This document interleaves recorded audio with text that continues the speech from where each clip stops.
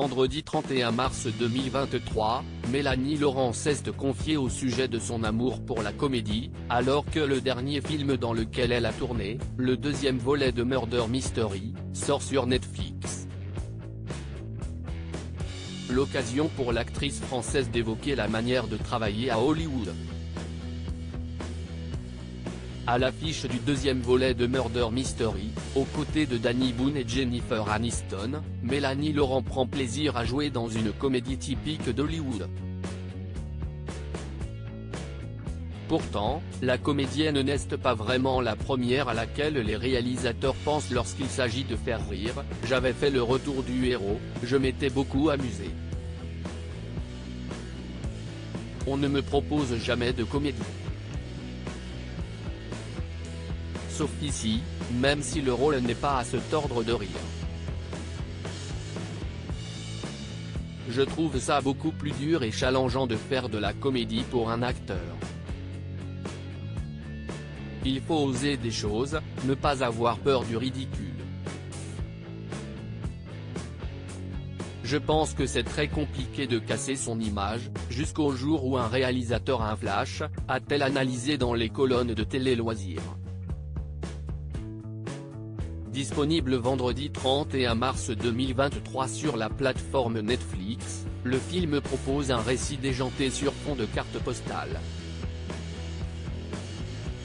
Un écueil inévitable pour la comédienne, les Français font pareil quand ils font un film à New York. On est toujours un peu attiré par les mêmes choses. Par exemple, dans tous les films tournés à Rome, ce sont les mêmes clichés de cartes postales, alors que la ville est beaucoup plus vivante, intéressante ou sale que ce qu'on en montre. Mélanie Laurent, un brin chauvine? Si elle n'est pas chauvine lorsqu'il s'agit d'évoquer les décors des films français, l'organisation sur les plateaux de tournage est bel et bien un sujet de fierté pour la réalisatrice. En effet, alors que Danny Boone déplorait de tourner 30 secondes de film par jour et d'attendre également beaucoup sur les plateaux de tournage, Mélanie Laurent est plus cash, les Américains pensent qu'ils sont les plus doués pour organiser un tournage. Or, pour avoir fait des films un peu partout, je trouve que nous sommes les mieux organisés.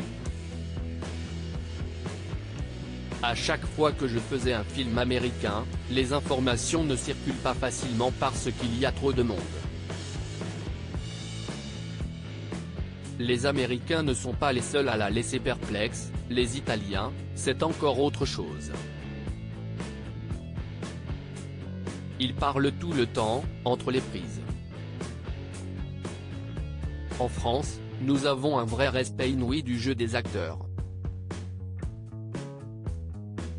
Les équipes sont plus petites et travaillent très bien ensemble. Je n'ai jamais fait un film français chaotique, où rien n'allait.